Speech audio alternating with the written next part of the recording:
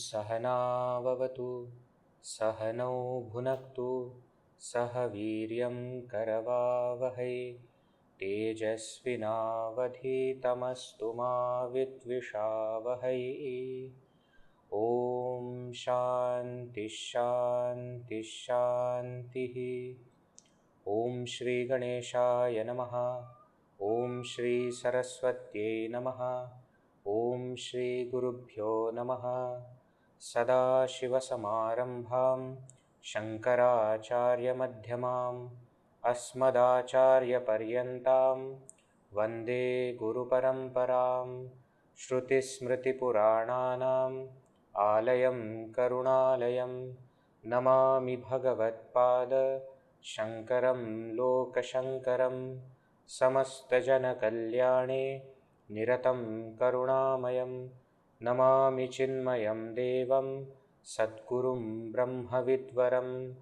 मूकं करोति वाचालं पङ्गुं लङ्घयते गिरिं यत्कृपातमहं वन्दे परमानन्दमाधवं परमानन्दमाधवम्। सर्ववेदान्तसिद्धान्त गोचरं तमगोचरं गोविन्दं परमानन्दं सद्गुरुं प्रणतोऽस्म्यहम्।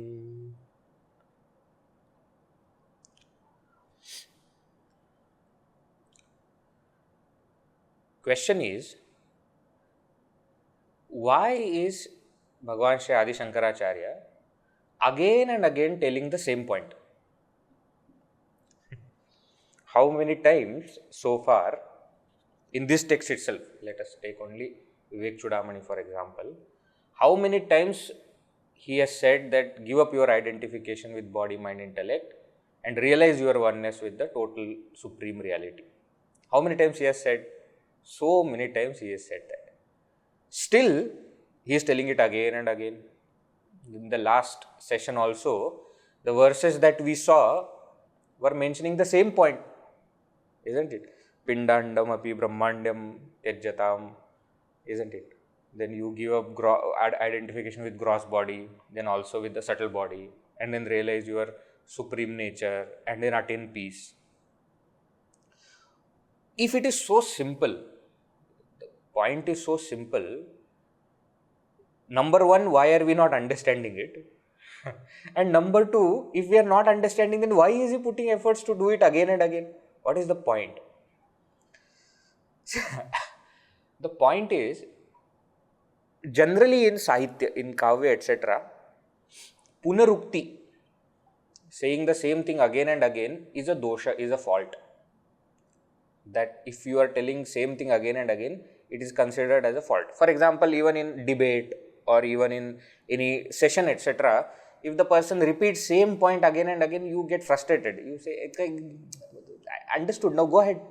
Understood, this point understood. No, you are fighting with somebody also and then again and again they are bringing the same point, then you get irritated and you say, shut up, no, I got the point.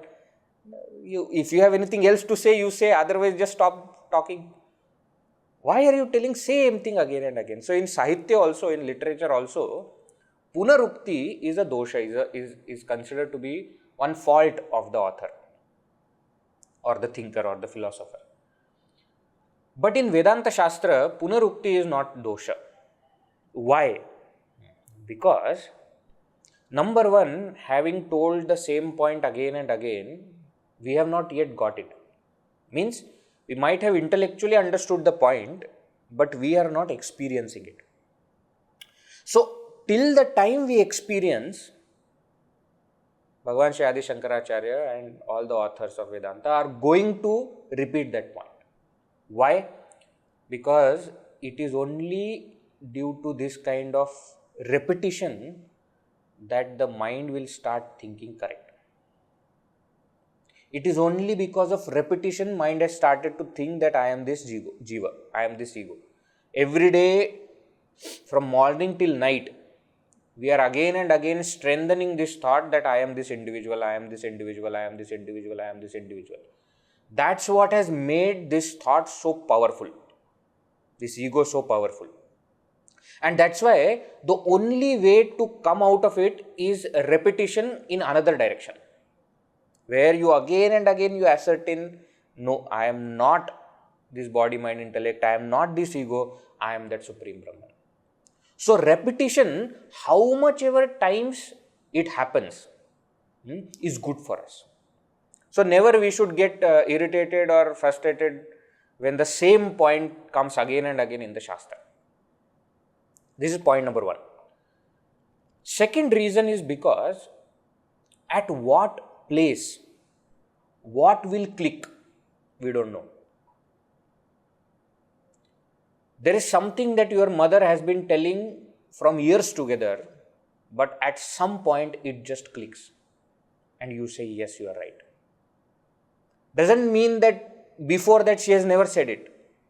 Doesn't mean that before that you have never heard or you have never understood it. But the point is, your emotional structure or emotional state at the moment is such that it hits at the right place. So we should keep telling right things. At what time it will hit, at what time it will click, we don't know. And that's why, though Shankaracharya is saying again and again, we should not feel bored or frustrated. That why is he telling this again and again? Because it is required for us, number one. Repetition is the only way. Number two, at what time it will click, we don't know. So don't take chance. Keep doing it. At some point, it will just click. Okay? Why I raise these questions?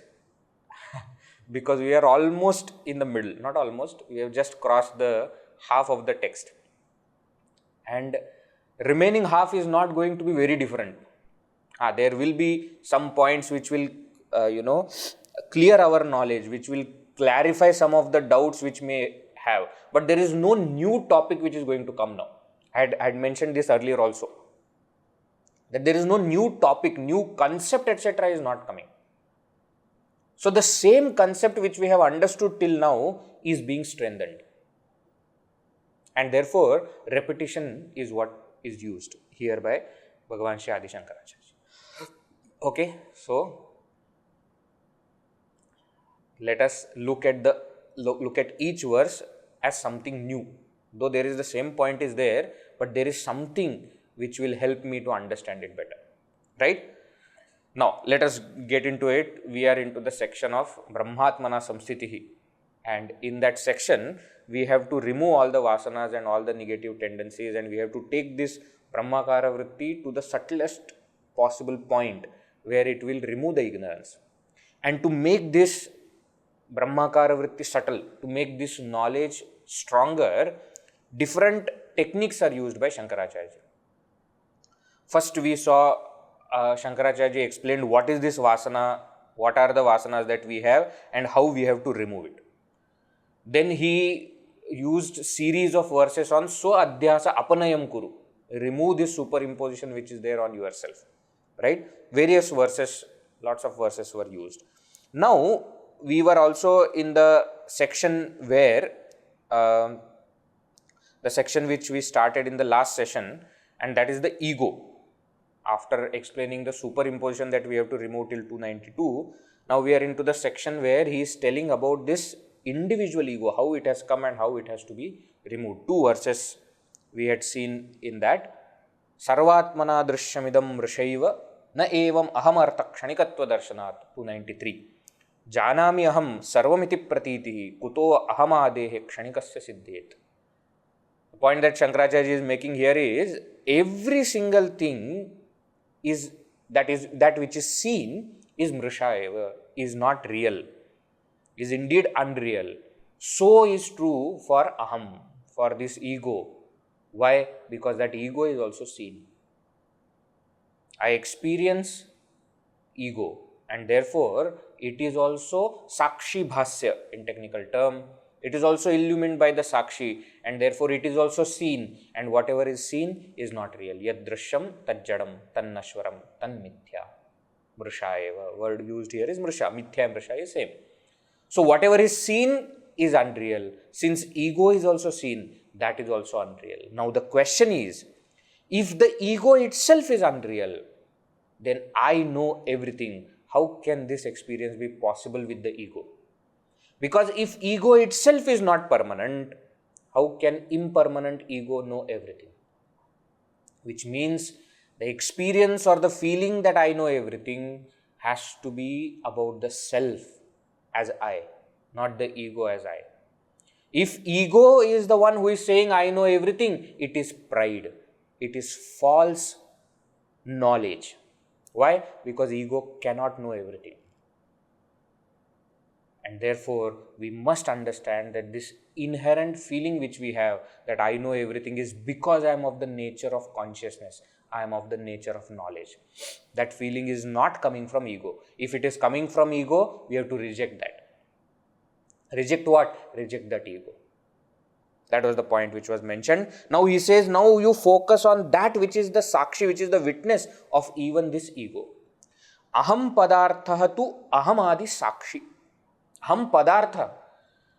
What I understand as I is ego. But what is really meant by I is aham adi sakshi, is the witness of that ego. So when I keep saying I, what I mean is Brahmachari Ved Chaitanya, the individual ego. But what is actually meant by this I? That is the witness of this ego. The self is what is meant by that I, which is nityam, which is ever there. Sushuptavapi bhavadarshanath. Even in the deep sleep, when everything is gone, when nothing is there, even there, this I is there. The self is there. Bhrūtehi ajaha nityaha iti shruti swayam. And this is not just by logic which I am telling you that it can be seen in waking, dream and deep sleep also. And therefore it is the reality. It's not just by logic, but Shruti also mentions this. Shruti also confirms this. Mundakopanishad Shruti says, Ajo nitya shashvatoyam purana. Right? Kathopanishad Shruti also says. And therefore, ajaha, unborn, nityaha, is this I. This self is what is meant by this aham. Swayam. Tat pratyagatma sadasad vilakshanaha. That inner self, that real I, sadasad vilakshanaha, is different from the gross and subtle, different from the seen and unseen. It is real me. So, what I need to do, in ignorance I have considered myself to be ego. Now I have to understand that I am not the ego, but I am the one who sees the ego, one who witnesses the ego, one who knows the ego, one who is consciousness. That aham, that is real me. I need to understand that. Right? Remember all these examples which we had seen. You are in a supermarket, you are seeing everything. But there is CCTV and a person behind CCTV who is seeing you seeing everything. In the same way, in the world when we are living, when we are experiencing different things, I will feel that I am the one experiencing everything. And this one who is experiencing everything, this ego is me. I will feel like that. But I have to remind myself, I am not this ego who is experiencing everything. I am the self who is witnessing the ego experiencing everything. Okay? Take yourself one step back. Right now, we are identified with ego and we are saying that, okay, I am the one experiencing everything. Now we need to understand that no, I am the self who is witnessing the ego experiencing everything. Now this is also brilliant sadhana.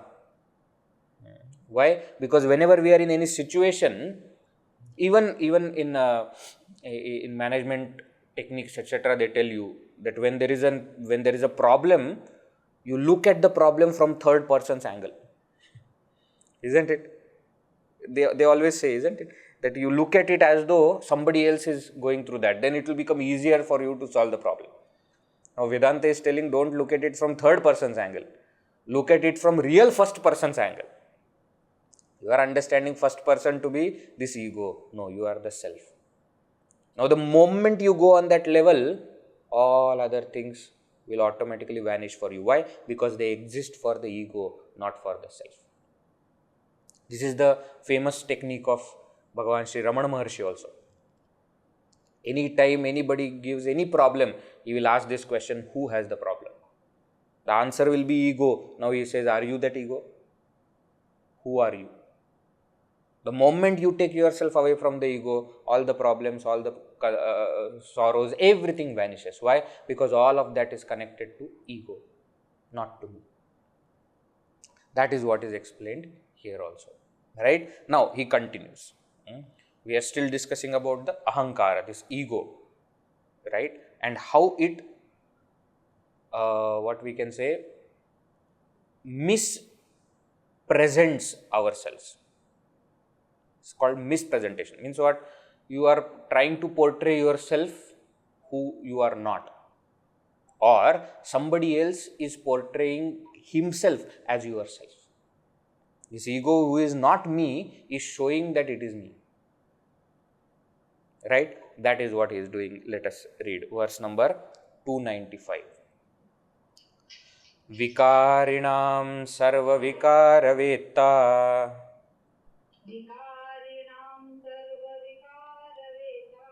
nityāvikāro bhavituṃ samarhati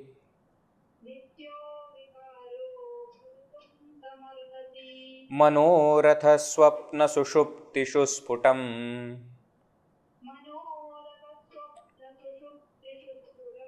punaḥ punardṛṣṭamasattvametayoḥ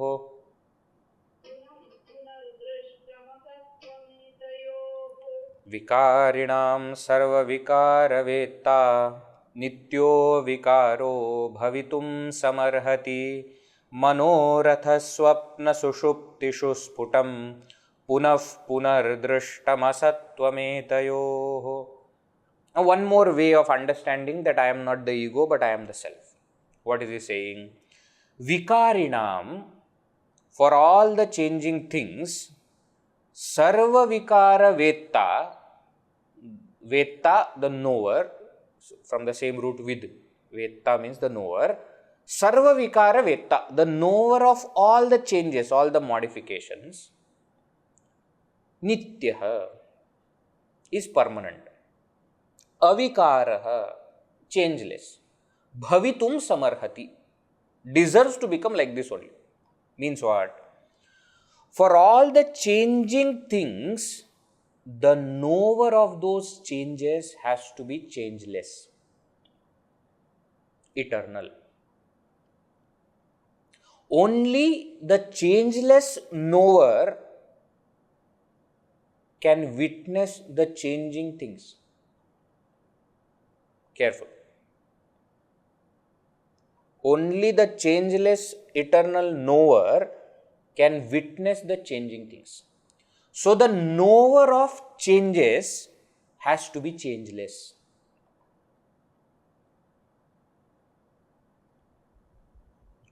Isn't it true? In the olden days, I am saying in the olden days because nowadays very few people travel by bus, etc. And there are so many buses that you don't even know. In the olden days in India, in villages, there used to be fixed number of state transport buses which will go. And if you have lived in that era, in that area, you know that your entire day's schedule is according to whether the bus has gone or not gone. Many people never used to even see the clock. This bus has gone means 7:30. Now, why? Because that much only was there. Now, all those times, whenever we used to travel to the villages, etc., in vacations, and we used to see all of them, and their ears were so sharp that they will be doing 100 other things, but they will know when the bus is passed.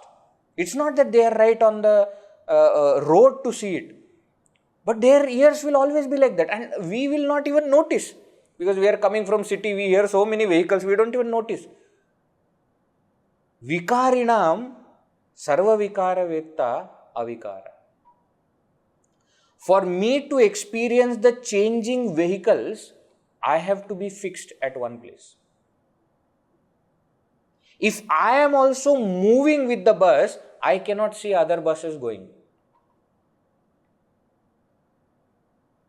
For me to experience all the vehicles going, I have to be apart.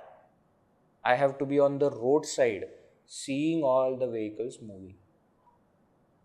The knower of changes has to be changeless. Now the question is, okay Vedji, knower of changes has to be changeless.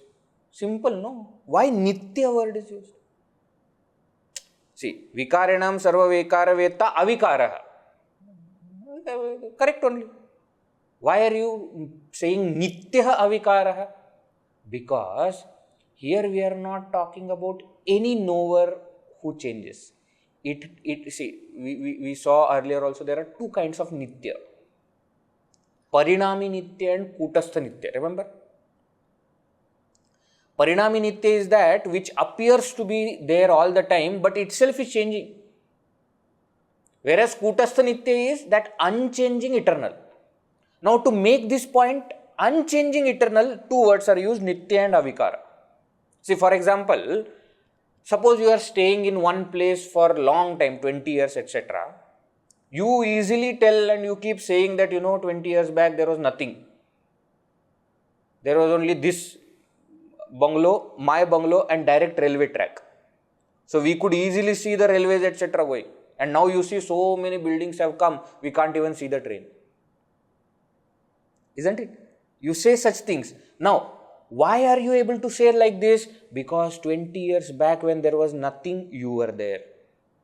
Through the 20 years when all these things, buildings, malls and everything was coming up, you were there. But my dear, in these 20 years, you yourself have changed. So you are not the changeless eternal. So for the changing, knower of the changing things can also be changing eternal. Not always changeless eternal. See, for example, if I am going by bicycle, even then I will see all the cars passing. I don't have to stand on the roadside to experience all the vehicles passing. Right? Because my speed is so slow compared to all the vehicles that their change is seen by me, who is relatively slower in change. Are you understanding? So the person who has seen the 20 years of change in the city, in your area, himself or herself has changed in those 20 years, but the change is much slower than the change that has happened outside, and therefore the person says, I have seen the change. Now that knower of changes and this capital K knower of changes is different. That knower of changes itself is changing and still is experiencing the change, which is happening faster than himself. Whereas this knower, capital K, of all changes is remaining absolutely same and witnessing all the changes. That knower of changes is the ego. This knower of changes with capital K is the self. To mention that we are talking about the self and not the ego, two words are used. Nityaha, avikaraha. You see the precision of Bhagavan Shri Adi Shankaracharya. He is not using a single word without any purpose. He could have easily said vikāriṇāṃ sarvavikāravettā avikaraha. But it could have meant relatively avikara, relatively changeless. But he didn't want to mention relative. He wanted to mention completely changes. absolutely changeless, and therefore he has used also the word nityaha. So vikāriṇāṃ, for all the changing things, for all the changes, sarvavikāravettā, the knower of all the changes, the witness of all the changes, nityaha avikaraha bhavitum arhati, samarhati, can only be eternal and changeless. Sarvavikāravettā is what is said. That's what makes it absolute changeless, not relatively changeless. Why? Because relatively changeless also is changing a bit. Who is seeing that change? That is the absolute changeless one. Very beautiful. See, in Mahabharata, serial, etc., the narration which happened was from the standpoint of the time. You remember? In the very beginning, after the title track is over, it used to say, "Main kaal hoon." I am the time. And the time is narrating. Why? Because the time is so-called the most slowest changing. All other things are changing in time. See, the narration could have happened from many standpoints, isn't it? You could have, B.R. Chopra could have showed that the narration is happening from the standpoint of Bhishma Pitama. That my father, the story starts from Shantanu only anyways. So from his father, and then you take it till the end of Mahabharata war, where he is there till the end. It could have happened from his standpoint, no, but it was not correct. Why? Because he was only in some places. Whereas time was there in all places. Much better narrator.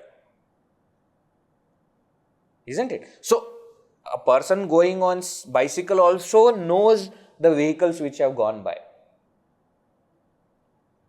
But the person who is completely at one place, witnessing, that is a better narrator.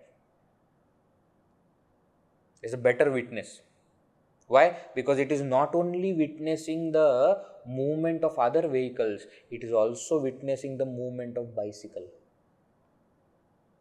So the self is not only witnessing the objects, emotions, thoughts, the body, mind, intellect, etc. changing, it also experiences or witnesses the ego experiencing all these changes. Vikāriṇāṃ sarvavikāravettā nityaha avikaraha bhavituṃ samarhati. And Shankaracharya says, this is not a new concept which is there only for the self. This example can be seen in other places also. Manorathasvapnasuṣuptiṣu sphuṭaṃ punaḥ drṣṭam. Drṣṭam, it is seen. Punaḥ, again and again. In what? Sphuṭaṃ, clearly it is seen. Manoratha. Manoratha means imagination. Daydreams. Swapna, dreams while sleeping. Sushupti, deep sleep. In all of them also it is seen. What is seen? That the changing things are witnessed by a changeless substratum.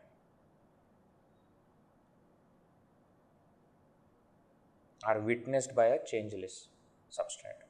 Right? So it is one thing to say that the substratum has to be the changeless one for the changing. Now here he is not just mentioning it as substratum, but he is explaining it as knower substratum. See, once more, what point I am making is, before this, Shankaracharya had raised one interesting topic where he said that for changing, for the things to change, there is a necessity of changeless substratum. So taking the same example of vehicles, we had said that for the vehicles to move, there has to be road which is changeless. Sat aspect, the existence substratum aspect was mentioned. Now here, chit aspect he is mentioning. That substratum, changeless substratum, is the knower of all the changes. Is not just substratum of the changes, but it is also knower of the changes. Why is bringing that consciousness or that witness aspect? Because that is the topic going on. You see, the previous verse he was telling that everything is witnessed by ahankara. Now the self is witnessing ahankara also. So here the topic is not just of substratum, but the topic is of knower who is the substratum. And therefore here he says, in imagination, in dreams, in deep sleep also we see that the knower of all these is changeless. I imagined, I dreamt, I slept. That I who experienced all these things is same. That is not changing.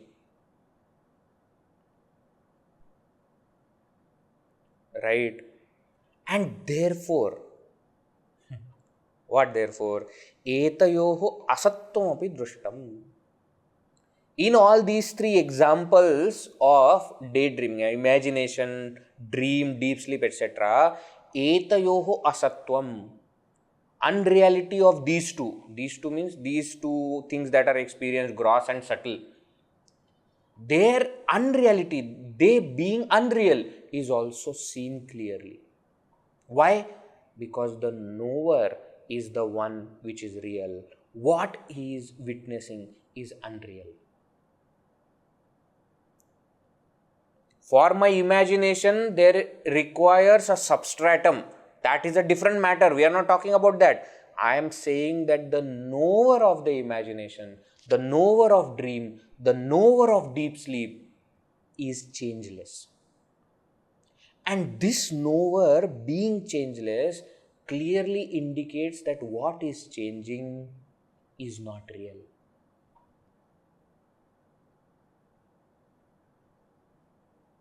What is real? The changeless knower is real.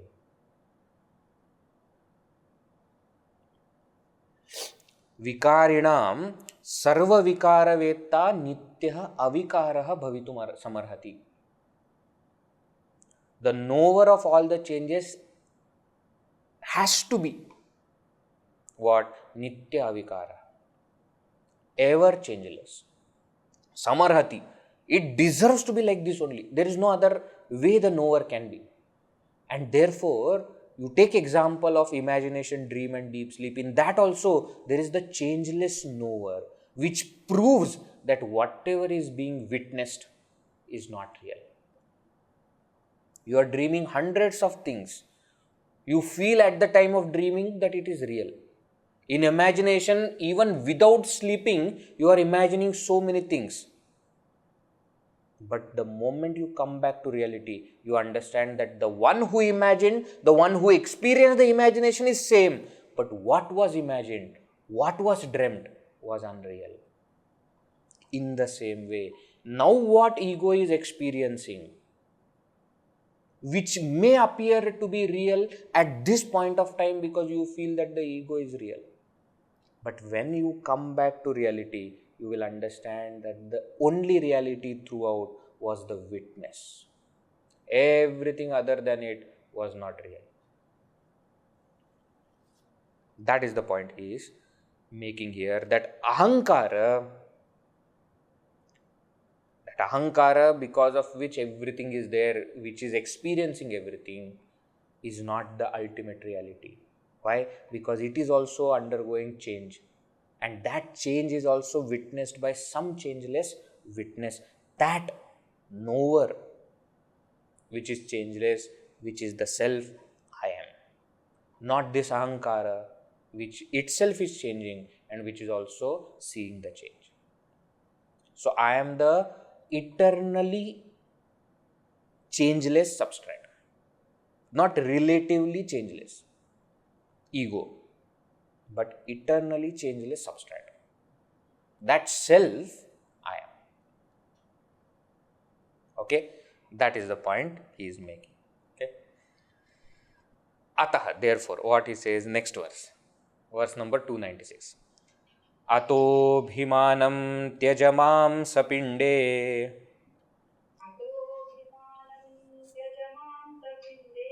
piṇḍābhimāninyapi buddhikalpite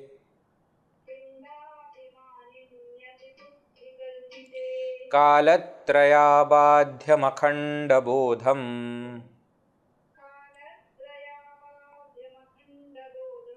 jñātvā svamātmānamupaihi śāntim.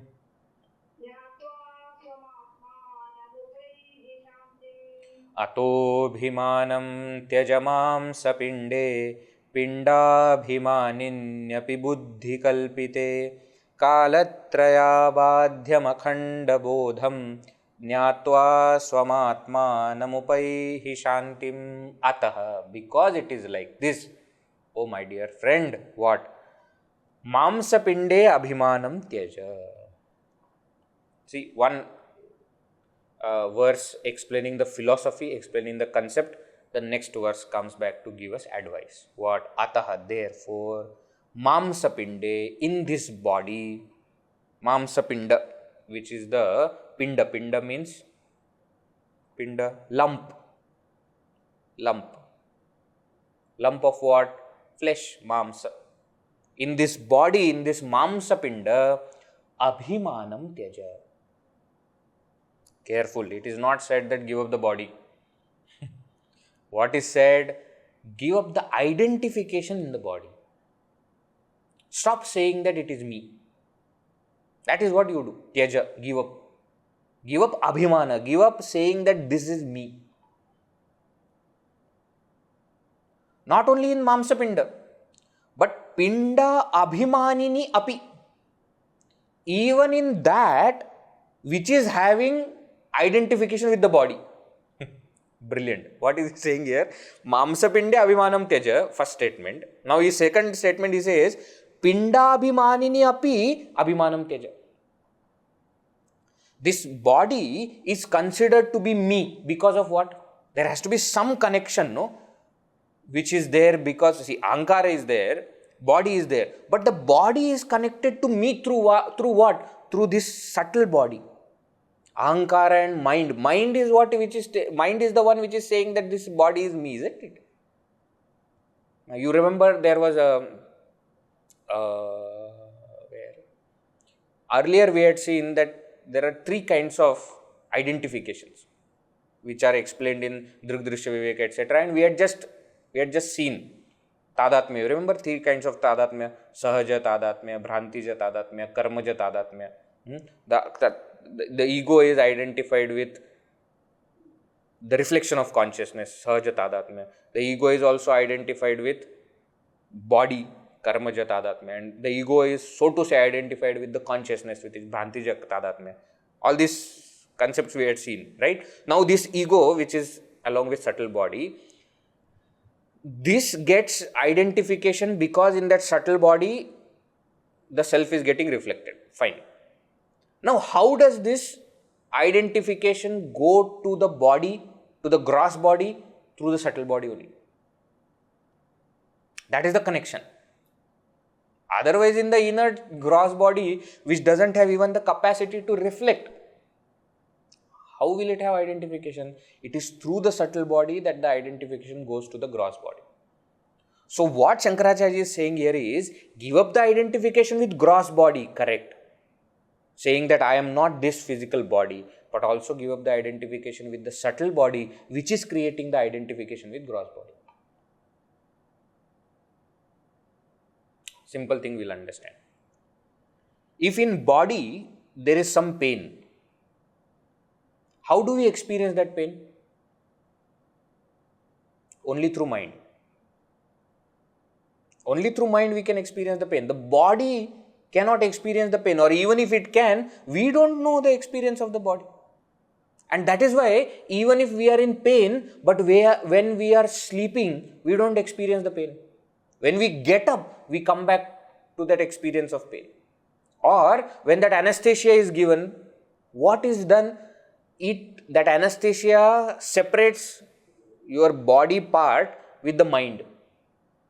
And therefore, whatever is happening with that body, the mind is not feeling the pain. Why? Because the connection is broken for some time.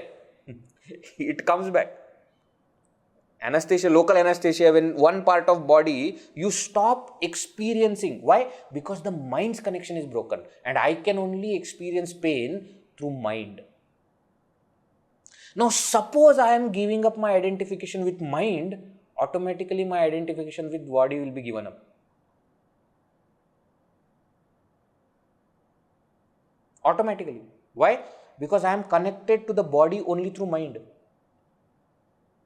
And that is why in deep sleep, when there is no mind, I don't experience my body. Why to go to deep sleep? Even when in the dream, when my mind is preoccupied with something else, I don't experience my body. It has totally stopped giving me any signals from the body. Why? Because it is only through the mind that I experience the body and that I identify with my body.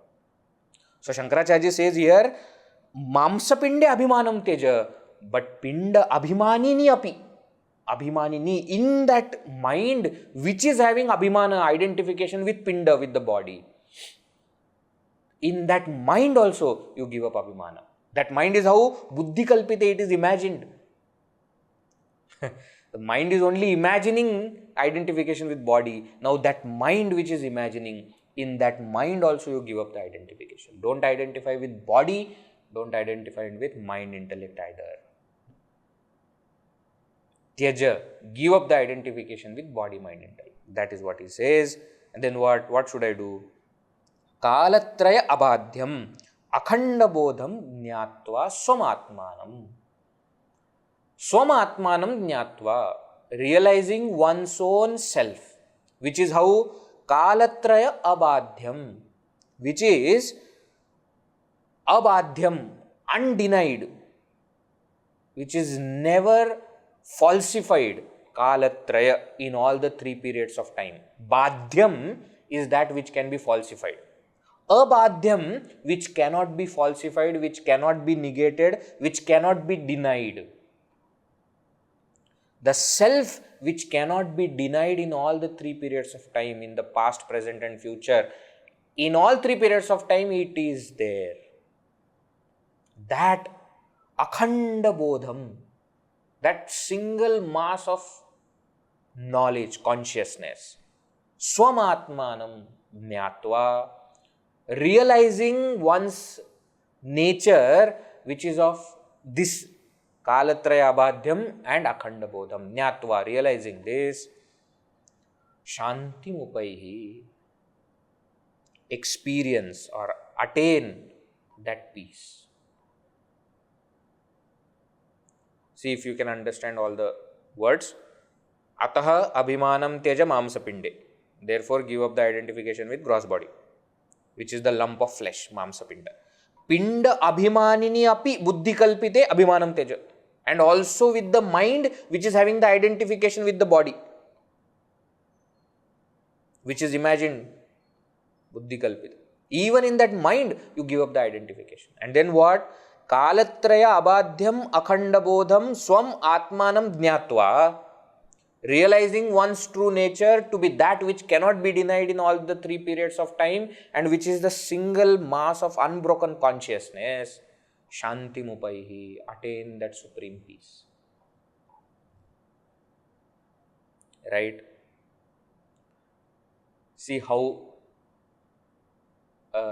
without any big ho-ha, without creating any kind of big impact, subtly Shankaracharya has explained one's nature also. Kālatrayābādhyam is sat. Akhandabodham is chit. And shanti is ananda. Isn't it? How do we define sat? Sat kim? Kālatrayepi tishtati iti sat. What is existence? Existence is that which remains in 3 periods of time. Chit kim? Jnānasvarūpaḥ. What is chit? That which is of the nature of knowledge. See, akhandabodham. And then what is ananda? Ananda is peace. Peace and happiness are synonyms. You cannot have peace if you are unhappy. It's as simple as that. That parama śāntim we are talking about, that supreme bliss we are talking about, you attain that by realizing one's nature, one's self to be of this nature, Satchidananda Swarupa. So give up the false identification with body, mind, intellect and realize your real oneness with Supreme Self. That is what you do and then remain. See how it works is, when everything in front of me is changing, I feel that I am also changing.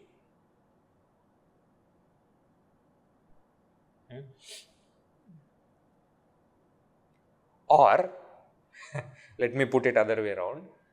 When I am changing, I feel that everything around me is changing. Sometimes we are sitting in a train and suddenly the next train starts to move. And you don't realize whether that train is moving or whether our train is moving. We all have experienced this, isn't it? Then we look at the other side. Now suppose by mistake other side there is another train and both are going in the same direction. You are totally confused whether both the trains are changing or what is happening.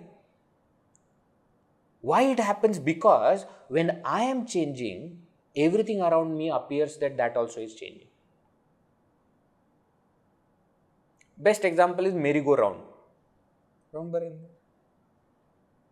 that huge thing used to be there, and in childhood you used to go. Merry-go-round only it is called, no?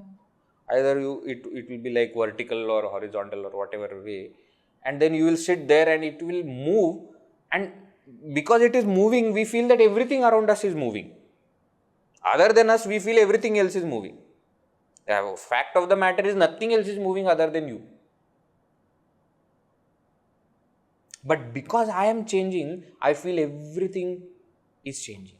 Now, why do I experience, or why do I feel that I am changing? Because I am identifying with the wrong thing. I am identifying with the ego which is changing, and therefore I experience the changes in the world. The moment I realize that I am not the one who is changing, but I am the one who is witnessing the changes happening in the ego. When that happens, I will realize myself. Identifying with the ego, we feel that I am changing and therefore everything else is changing. That's our experience, that everything is changing but I am same. That actually the fact is you are changing and therefore you are experiencing everything is changing. You feel that everything is changing, but actually you are the one who is changing. Oh Veji, you know what has happened to the world? Nothing has happened to the world. The world is same. No, I am seeing, so many. No. You just have come across some new facts about life and therefore you think that the world is changing. The world is same. World has not changed at all. Oh no, Vechi, what? Easy for you to say, a brahmachari sitting there quietly, not having to deal with all the problems of our children, etc. You don't know how the next generation is troubling us. But the next generation is always like this. You ask your parents how you were. You ask their parents how their children were. I always tell this, in Puranas there is one incident where Naradji, thousands of years ago, is saying that looking at the young generation today, I am afraid what will be the situation of the world. And you see, after all those 1,000 years, nothing has happened to the world. So the point is, our worry for what will happen to the world or what will the next generation do is the constant thing. Actually, nothing is wrong with the next generation. Nothing was wrong with our generation also. Nothing was wrong with previous generation also. It is just different. Why? Change is the only changeless law. It is different. That doesn't mean it is bad. Suddenly we come to know few things and we feel that, oh, everything is changing, everything is going to doom. And you know what? Nothing like that. Sthane Rishikesha tava prakyate. By your grace, O Lord, everything is at its place. Everything where it should be. You think God is such a bad manager that the world has gone beyond his control? You think like that? No, it is still under his control. Everything is how it should be. Everyone is where he should be or she should be. There's nothing wrong. The only thing is that we are identifying with this changing ego and we think that everything is changing. Identify with the self and realize that nothing is changing. Why? Because I am not changing. Why? Because I am that changeless substratum. The changeless knower. I am that self. As long as I will identify with the ego, everything will look like it is changing. Therefore, give up this identification with the ego, give up the identification with the body, and realize that you are not this body, mind, intellect or the ego, you are the self, which is of the nature of Satchidananda. That is what he says even in the next verse. Let us see. Verse number 297. Tyajābhimānaṃ kulagotranāma rūpāśrameṣvārdraśavāśriteṣu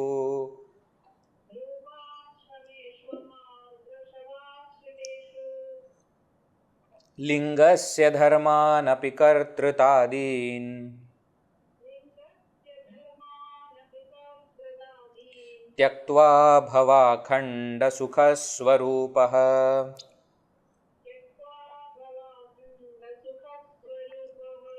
tyajābhimānaṃ kulagotranāma rūpāśrameṣvārdraśavāśriteṣu liṅgasya dharmānapi kartṛtādiṃs tyaktā bhavākhaṇḍasukhasvarūpaḥ.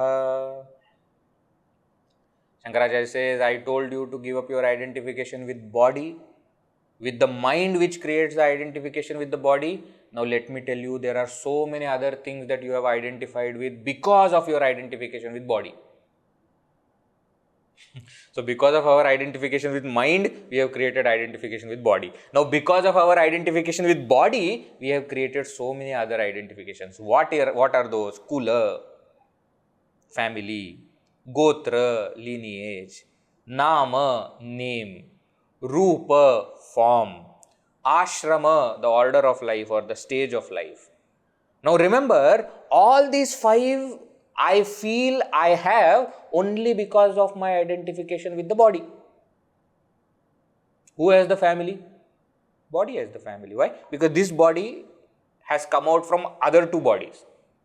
So I belong to the family of those two bodies. The body belongs to that family.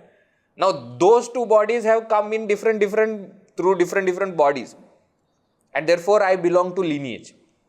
Second, nama, name is given to the body. Correct? Rūpa, form is of the body. Ashrama, stage of life, according to whether I am in brahmacharya ashrama, grihastha or vanaprastha ashrama or sannyasa ashrama, in different phases. Or sometimes the ashrama is also, taken as shishu and then yuva, and all these different kinds of stages of life is also according to the body.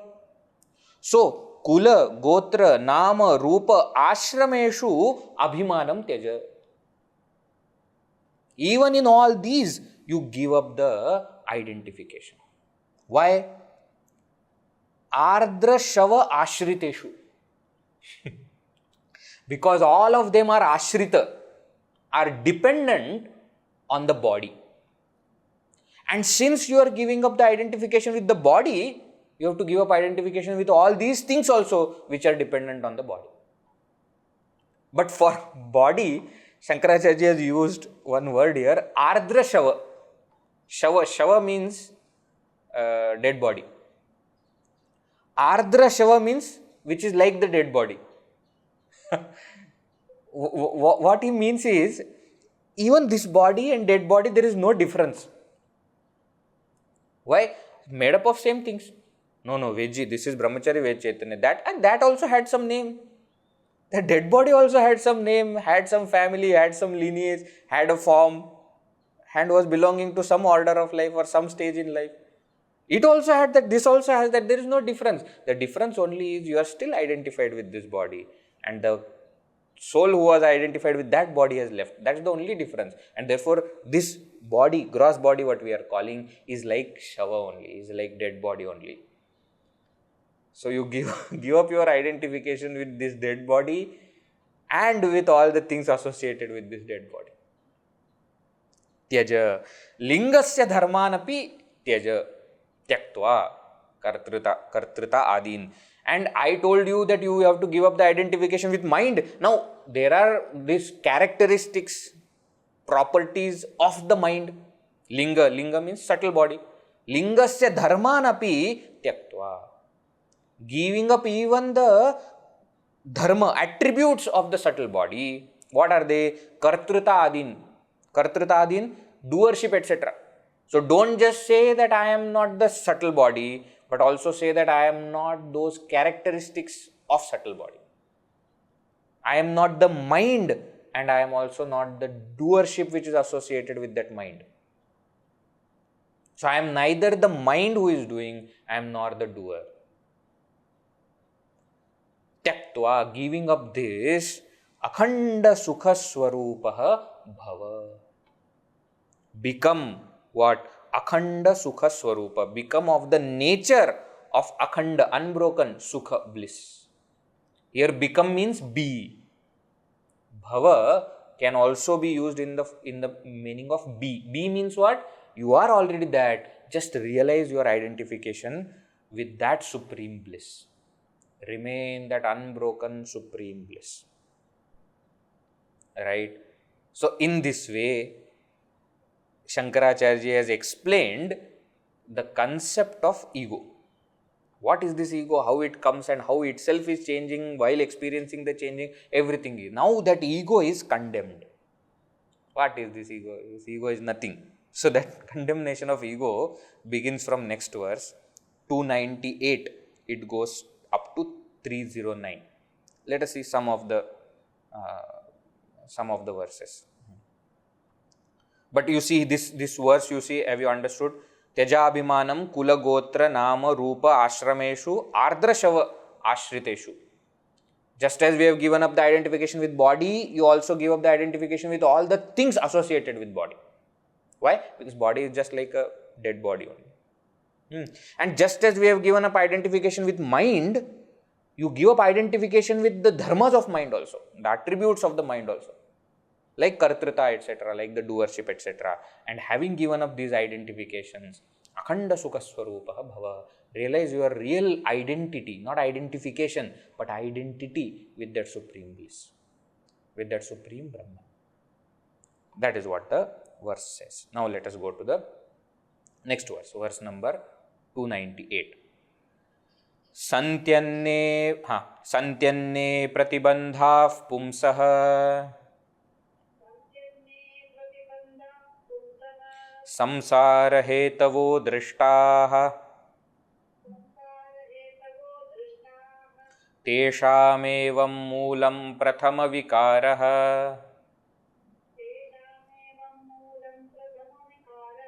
bhavatyahāṃkārah. Santyane pratibandhāः pumsah samsara-hetavo drishtāः teshāmevam mūlam prathama vikārah bhavatyahāṃkārah. The meter looks like Anushtup, looks like the shloka meter, but it is not. We cannot chant it according to our usual tune, and therefore we chant it like this. What does he say? Santi anye pratibandhaha. Santi, there are. Anye, other. Pratibandhaha, obstacles. Pumsaha, for a human being. There are other obstacles for a human being also. Veji, very good. This is all the time talking about ego, no, I don't like. All the time Shankaracharya is saying, give up this ego, give up this ego. Why are you not talking about other things which are... Anye pratibandhaha santi. There are other obstacles. Pumsaha, for a human being. Samsara-hetavah drishtāha, which are seen as the hetu, cause for samsara. What are they? There are so many. Raga, dvesha, kama, krodha, lobha, moha, mada, matsarya. So many are there. Isn't it? All the time we see likes and dislikes and desire and lust and anger and greed and delusion and jealousy, and so many are there. Pride, so many are there. There are. No. So what? Teshamevam mūlam prathama vikārah bhavati ahaṃkārah. All of those obstacles, their mūlam, tesham mūlam, their root, prathama vikara, which is the first modification, ahaṃkārah bhavati, is this ego. So all of them have come from ego only. Because I think that I am this individual ego, I am this jiva, I have likes, dislikes, and pride, and anger, lust, or desire. Whatever are all the other obstacles, they all come from this ego. So instead of removing one obstacle, you hit at the root cause. Why? Because you remove the root cause, all other obstacles will be removed. So no doubt there are two ways to do it, right? You can start by solving the effects. Start by reducing your desires, likes and dislikes. That is one way of doing it. That is correct also. But understand that all their root cause is this ego. Okay. Veggie, one doubt. Okay. What is the doubt? When there is simple method possible, why do you go for difficult method? You tell me what is easy, to remove likes and dislikes or to remove ego?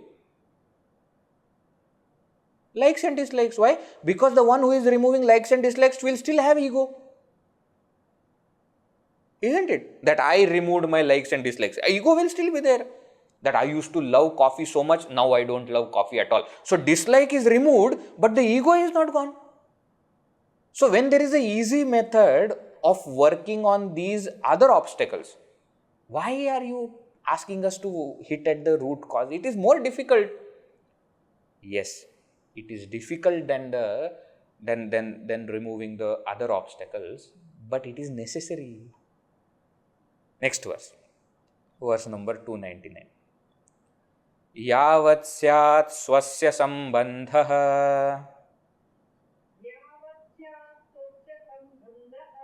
अहङ्कारेण दुरात्मना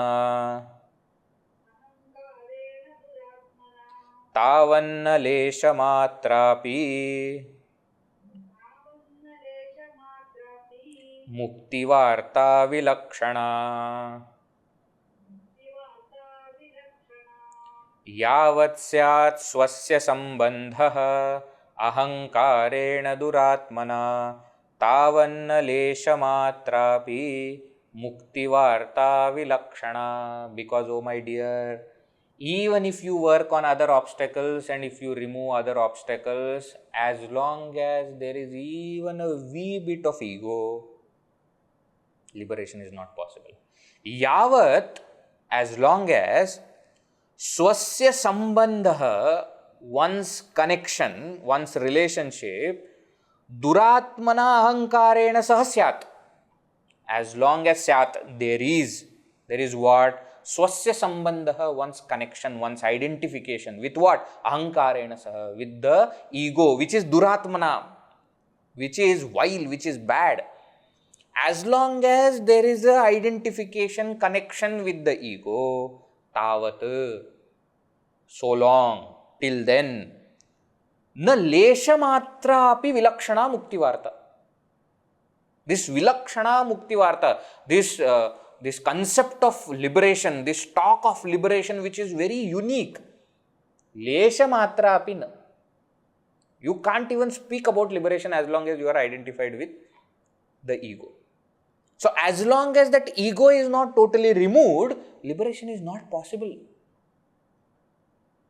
And therefore, how much ever you try to control the effects, control the other obstacles, at some point of time, you will have to attack the root cause. Why? Because without removing that root cause, we are not going to get liberated. You work on the obstacles, other obstacles, that's fine. But at some point, you will have to attack this ahankara.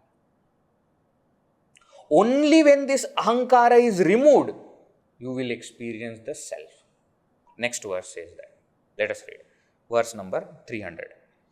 Ahankara grahan muktaha swarupamupapadyate chandravadh vimalah purnah sadananda swayam prabha ahaṅkāragrahaन् muktah swarūpamupapadyate chandravadh vimalah purnah sadanandasvayam prabhah.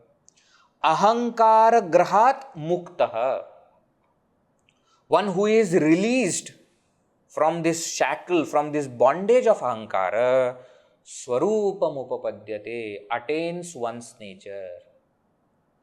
Only a person who is released from this hold of ahaṅkāra, from the hold of ego, swarupamupapadyate, only that person can gain one's true nature. Just as, and what is that one's nature? Chandravat vimalah. The self which is vimala. Mala means impurity. Vimala means where all the impurities are gone. Like what? Like the moon. Like the moon, it is absolutely clean. Purnaha, infinite. Sadanandaha, everlasting bliss. Or Sat Anandaha, existence bliss. Swayam Prabhaha, self-luminous, consciousness, why should we say conscious? Self-luminous, which is consciousness. This kind of one's nature will be experienced only by the person who has completely released himself or herself from the bondage of ahaṅkāra. Ahaṅkāragrahat muktah swarupam upapadyate. So, as long as we are in the hold of this ego, we will not be experiencing this swarupa. Now, interestingly, that Chandravat means like the moon. See, the placement of that word is so beautiful that it can also connect to the first line. We have seen earlier, it is called as Dehli Deepa Nyaya. You remember Dehli Deepa? That when that lamp is placed at the threshold, it lights the room inside also and outside also. So, the placement of the word is such that it can be used on the right side also, on the left side also. So, Chandravat Vimalah is also correct, that it is untainted, pure like the moon. But it can also connect to the previous line, where he is saying Ahaṅkāragrahan muktah. Then the example is of lunar eclipse. That when that moon is captured, swallowed, covered by that Rahu, in the traditional example, that is how we explain the lunar eclipse, isn't it? That Rahu catches or swallows the moon. But because Rahu only has face, there is no body, the moon comes out from his throat. Earlier we have seen this story, isn't it? So, as long as Rahu has captured the moon, the glory, the beauty, the brightness of the moon is not seen. Only when Ahaṅkāragrahat muktah, Rahu grahat muktah, only when it is completely free from this graha, from this hold of Rahu, Chandra shines. In the same way, only when it is completely freed from ahaṅkāra, the self is experienced. So, here moon is compared with the self. So, moon has got all these Vimala, Purna, bright, Swayam Prabha, etc. These are the qualities, right? Now, those are the qualities which are actually of the self, who is actually Vimala, who is Purna, infinite, full, Sadananda, unbroken bliss, Swayam Prabha, which is self-luminous. But as long as it is covered by this ego, this Swarupa is not experienced. Only for a person who is freed himself from these shackles of ego can experience this real nature of oneself. And therefore, as long as this ego is there, the liberation is not possible. Therefore, only working on other obstacles is not sufficient. You have to hit at their root cause. And also, if you hit at the root cause, all the obstacles will be removed automatically. Right? So, therefore, it may be difficult to do that, but it is necessary to do it. In chess, you keep, killing all the other pawn you kill, and then you kill the rook also, and then you kill the all other things other than the king. If you kill everything, will the game end? No. At some point of time, you have to attack the king and give mate. Unless that checkmate happens, the game is not over. You may keep killing all the other things, but at some point you will have to attack the root. Right? And if you are able to attack the root, even if other pawn and all the other things are there, still the game is over. Isn't it? That is what he explains in the next couple of verses also, that we will see. When the king dies, all the other soldiers have to submit or surrender unto the opponent. In next verse, he will explain similar concept. Let us see in the next session. Sufficient for today. Look at the beauty of Shankaracharya's writing. It's just perfect. The placement of the word, the usage of the word, exactly what is required. All right. Om Purnamadah Purnamidam Purnat Purnamudachyate Purnasya Purnamadaya Purnameva Vashishyate. Om Shanti Shanti Shanti. Harihi Om Shri Gurubhyo Namaha. Harihi Om.